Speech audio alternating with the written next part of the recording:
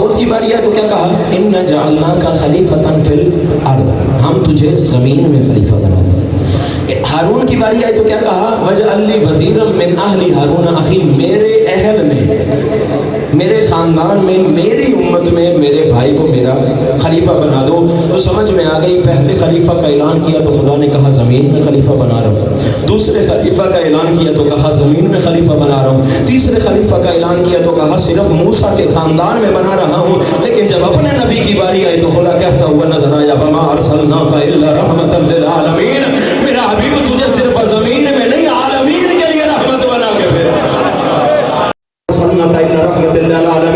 ہم تجھے عالمین کے لیے رحمت بنا رہے ہیں، اور وہی عالمین کا نبی یہ کہتا ہوا نظر آتا ہے من کنت مولاه فعلی مولا، جس کا میں مولا ہوں اس کا علی مولا ہے۔ سمجھ میں آگے اگر ہمارا نبی آدم کا مولا ہے، علی آدم کا مولا، اگر ہمارا نبی ابراہیم کا مولا ہے، ہمارا علی ابراہیم کا مولا، اگر تمام انبیاء کا ہمارا نبی مولا ہے، پھر علی اس کا مولا۔ ارے جو فقط زمین میں جو فقط لوگوں کا امام ہو اس کو اللہ بنائے، اور جو زمین و آسمان میں رسول کا خلیفہ ہو اس کے چننے کا اختیار لوگوں کے ہاتھ میں کیسے ہو سکتا؟ ابراہیم کو ہم نے امتحان میں مبتلا کیا، اور جب وہ امتحان میں کامیاب ہوا پھر اللہ نے کہا ہم تجھے امامت۔ تو سمجھ میں آ گیا امام بننا کوئی آسان کام نہیں ہے۔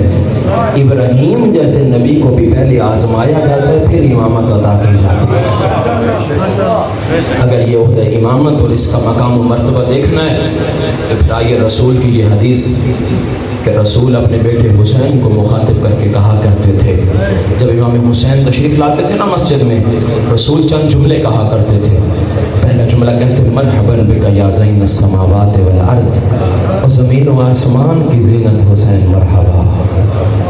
پھر ایک جملہ کہا کرتے تھے انک حجت وابن حجت وابو الحجت، حسین تو خود بھی حجت خدا ہے، حجت خدا کا بیٹا ہے اور حجت الہیہ کا باپ ہے۔ پھر کہا کرتے تھے انک سید وابن سید وابو السادات، تو خود بھی سید ہے، سید و سردار کا بیٹا ہے اور سادات کا باپ ہے۔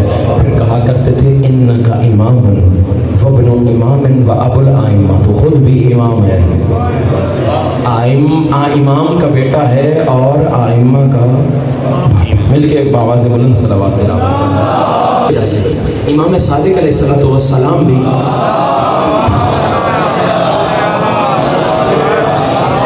چونکہ مصائب کی طرف آ رہا تھا، تھوڑا سا گفتگو کو میں نے یہاں پہ ایک جملہ شاید اور بھی کہنا پڑے تو تھوڑا سا میرا ساتھ دیجئے گا۔ امام صادق علیہ السلام کی کیا فرماتے ہیں؟ اللہ تبارک و تعالی نے جناب امام حسین علیہ السلام کو شہادت عظمیٰ کے عوض، جو اللہ کے راہ میں حسین نے جان قربان کی ہے، اس شہادت عظمیٰ کے عوض اللہ نے امام حسین کو 3 چیزیں عطا فرمائی۔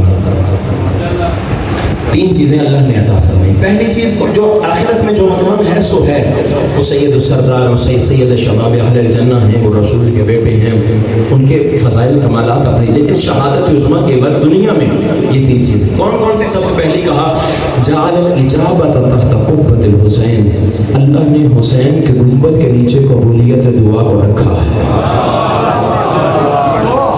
حسین کے گنبد کے نیچے اللہ نے قبولیت، مل کے دعا کیجئے پروردگار ہمیں حسین کی زیارت زندگی میں بار بار نصیب فرما، تاکہ ہم بھی اس گنبد کے نیچے جا کے اپنی دعاؤں کی قبولیت کا شرف حاصل کر سکیں۔ تحت قبۃ الحسین، خدا نے حسین کے گنبد کے نیچے قبولیت دعا کو رکھا ہے۔ دوسری چیز جعل الشفاء فی تربۃ الحسین، اللہ نے حسین کی قبر کی مٹی میں قیامت تک کے لیے شفا رکھ دی، قیامت تک کے لیے شفا حسین کی قبر کی مٹی میں رکھ دی۔ اور کتنی برکت ہے اس مٹی کی۔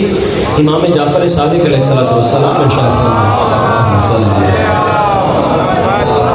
امام علیہ السلام ارشاد فرماتے ہیں حنکوا اولادکم بتربۃ الحسین، اپنی اولادوں کو خاک شفا کی گھٹی دیا کرو۔ آپ اپنی اولادوں کو گھٹی دیتے ہیں، امام علیہ السلام نے فرمایا اپنی اولادوں کو خاک شفا کی گھٹی دیا کرو، اس لیے کہ بچپن سے ہی حسین کی محبت خون بن کے بچے کی رگوں میں دوڑنا شروع کر۔ حنکوا اولادکم بتربۃ الحسین، حسین کی قبر کی مٹی سے اپنے۔ اور تیسری چیز آئیے واپس اپنے موضوع کی طرف. تیسری چیز جو اللہ نے امام حسین کو عطا فرمائی, کہا جعل الامامۃ فی ذریۃ الحسین, اللہ نے آنے والے سارے امام حسین کی نسل میں رکھ دیا. سارے کے سارے امام کہاں رکھے؟ نسل امام حسین علیہ السلام. نسل امام حسین علیہ السلام میں حسین کے بعد سب سے پہلا امام حسین کے بعد ہے. دنیا آج اسے سید الساجدین اور زین العابدین کے نام سے جانتی ہے. آج اسی امام کا فرش عزا بچھا کے بیٹھے ہو. شاید مجھے فضائل پڑھنا تھا, آنکھوں میں آنسو آ گئے. آئیے آج اس امام کو جی بھر کے پرسہ دیتے ہیں.